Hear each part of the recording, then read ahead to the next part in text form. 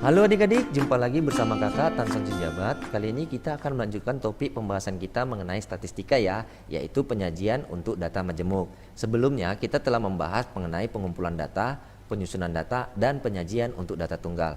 Nah, langsung saja kita lihat penyajian untuk data majemuk. Yang pertama, data majemuk bisa kita sajikan dalam bentuk tabel distribusi frekuensi, yaitu terdiri dari baris dan kolom. Contohnya seperti ini, di mana jumlah frekuensinya ini merupakan banyak data. Kita tinggal jumlahkan saja, hasilnya adalah 50. Nah, penyajian data majemuk kedua itu bisa kita sajikan dalam bentuk histogram, yaitu berbentuk diagram batang, tetapi persegi panjangnya berimpit, di mana setiap sisi persegi panjangnya merupakan tepi bawah dan tepi atas kelas. Nah, untuk menggambarkan histogramnya ini, berarti kita cari dulu batas-batas dari kelasnya ini, sehingga batas bawahnya ini merupakan kita peroleh dari nilai ujung bawah setiap kelas, yaitu 140 sampai 170. Maka hasilnya adalah ini. Sedangkan batas atasnya kita peroleh dari nilai ujung atas setiap kelas. Maka hasilnya adalah 144 sampai 174. Nah, kita ingin mencari tepi bawahnya. Untuk mencari tepi bawahnya kita perhatikan dari batas bawah, tetapi dikurang 0,5. Sehingga hasilnya adalah 139,5 sampai 169,5. Sedangkan tepi atasnya kita peroleh dari batas atas, tetapi di sini ditambah 0,5 sehingga hasilnya akan kita peroleh 144,5 sampai 174,5. Sampai di sini bisa ya. Untuk menggambarkan histogramnya ini, terlebih dahulu kita gambar dalam koordinat kartesius, yaitu menyatakan sumbu X dan sumbu Y, di mana sumbu X ini menyatakan tepi kelas, sedangkan sumbu Y atau garis tegak ini menyatakan frekuensi kelas.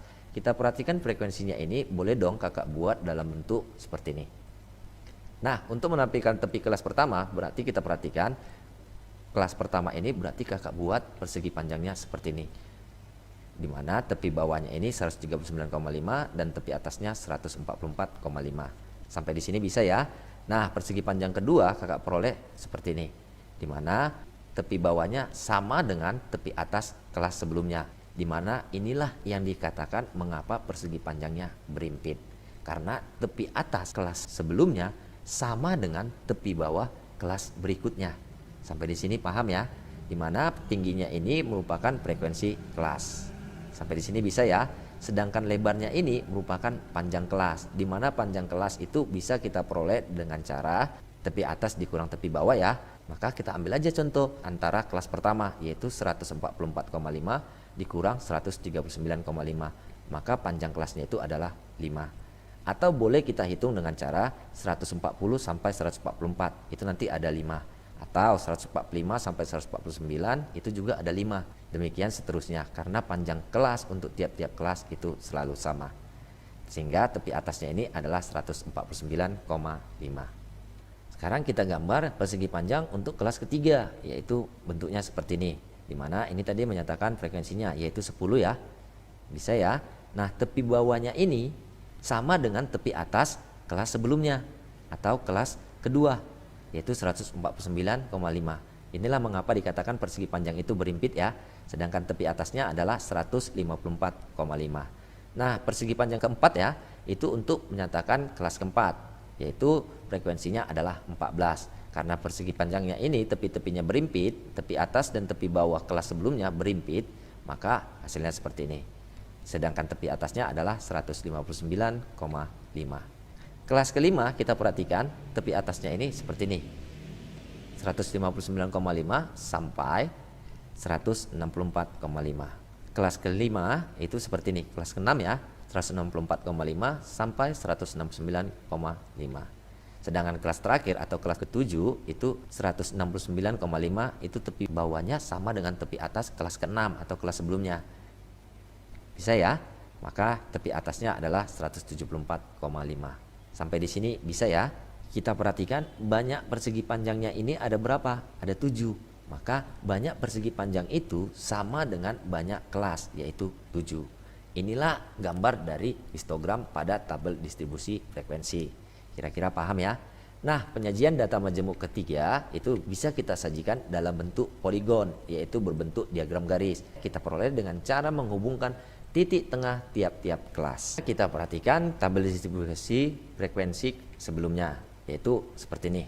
Nah, untuk mencari poligonnya ini atau menggambar poligonnya ini, berarti harus kita tentukan dulu nilai tengah-tengah kelas ini.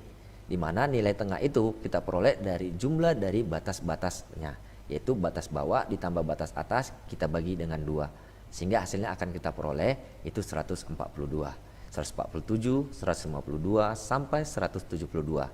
Nah, sekarang kita mau menggambar poligon ini. Nah, untuk menggambar poligon ini sama dengan menggambar histogram, berarti harus kita buat dulu koordinat kartesiusnya seperti ini tadi ya.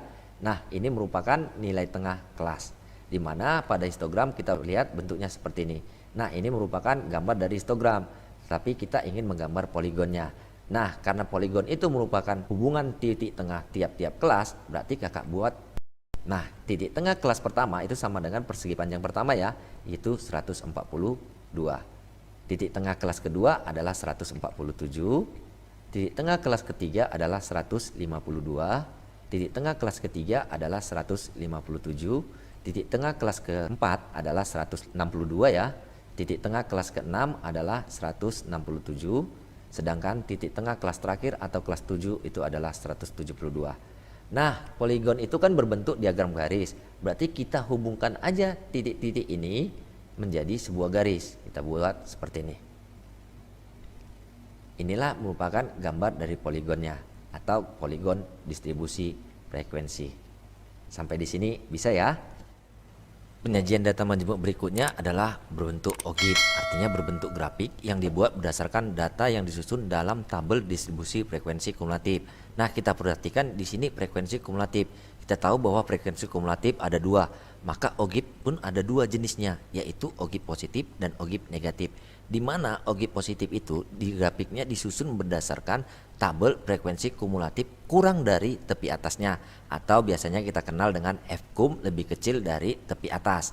Sedangkan OGIF negatif kita susun berdasarkan frekuensi kumulatif lebih dari tepi bawahnya, atau biasa kita sebut F-kum lebih besar sama dengan tepi bawah. Nah, tabel distribusi frekuensinya tadi bentuknya seperti ini. Bisa ya, maka kita bisa peroleh batas-batas bawahnya atau tepi bawah dan tepi atasnya seperti ini dari batas bawah dikurang 0,5. Sehingga tepi bawahnya adalah 139,5 sampai 169,5.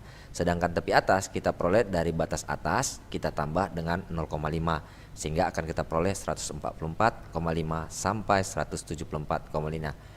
Karena OGIF ini berbentuk frekuensi kumulatif, berarti kita tambahkan kolom frekuensi kumulatif, di mana frekuensi kumulatif lebih kecil sama dengan tepi atas dan frekuensi kumulatif lebih besar sama dengan tepi bawah. Di mana frekuensi kumulatif lebih kecil sama dengan tepi atas bisa kita buat berdasarkan ini. Kita hitung saja dari sini.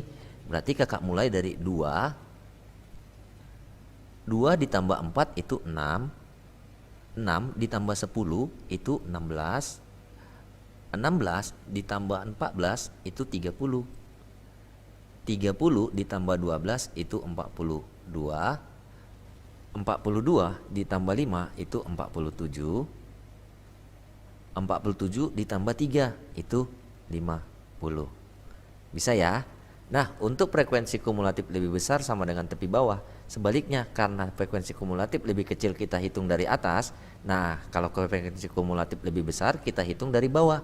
Yaitu kita mulai dari sini. Di sini 3 berarti kakak tulis di sini 3. Kemudian 3 ditambah 5 itu 8. 8 ditambah 12 itu 20. 20 ditambah 14 itu 34.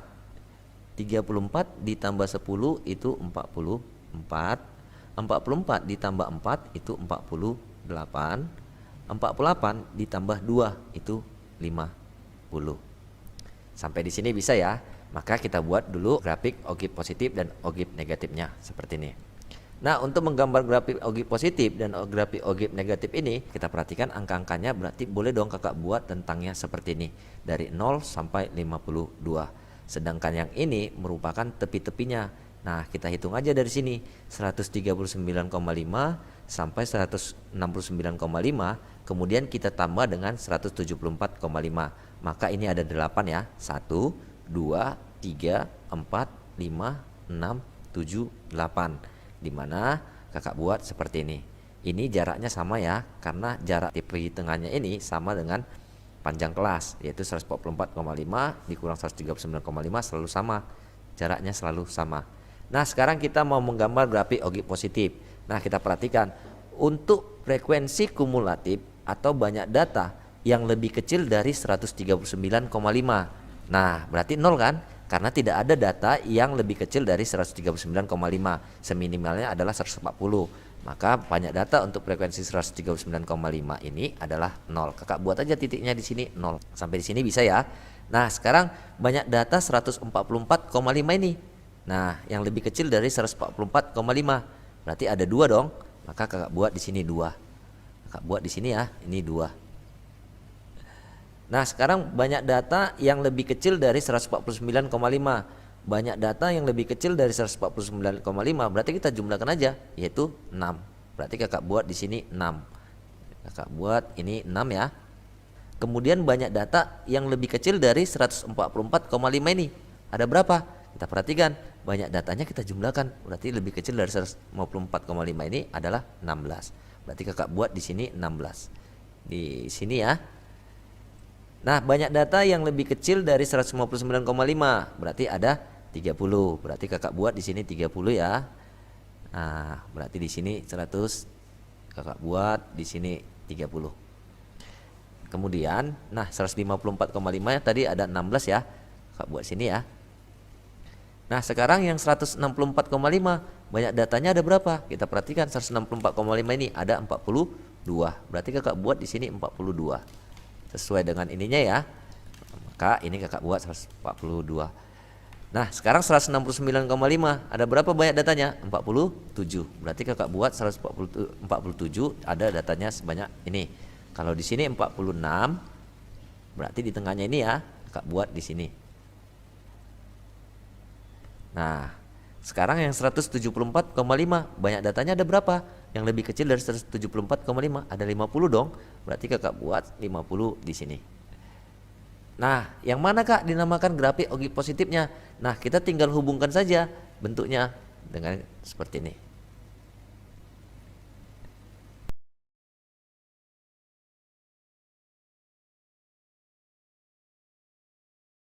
Inilah grafik dari ogib positifnya. Sekarang kita gambar grafik ogib negatifnya. Bentuknya sama dengan grafik ogib positif. Nah, yang negatif kita perhatikan ada berapa banyak data yang lebih besar dari 139,5. Data yang lebih besar dari 139,5. Artinya jumlah dari semuanya ini dong, ada banyak datanya karena lebih besar dari 139,5. Berarti yang ini 50. Kakak buat di sini 50 ya. Nah, ini 50. Bisa ya? Nah, sekarang yang lebih besar dari 144,5. Berarti kita lihat 48. Berarti kakak buat di sini 48.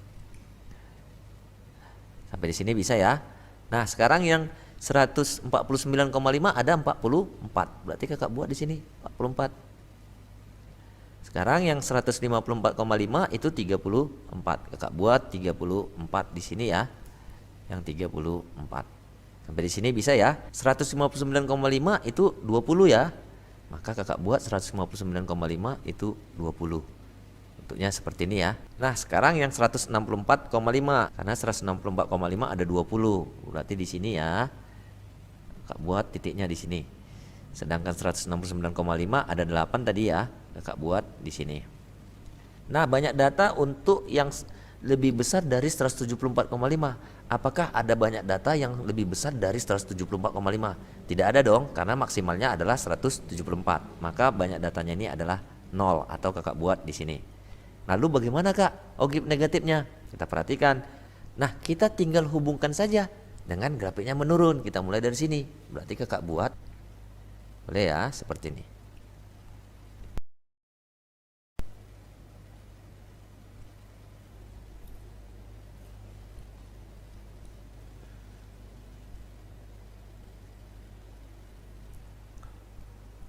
Nah, inilah merupakan grafik ogib negatif. Kira-kira paham ya?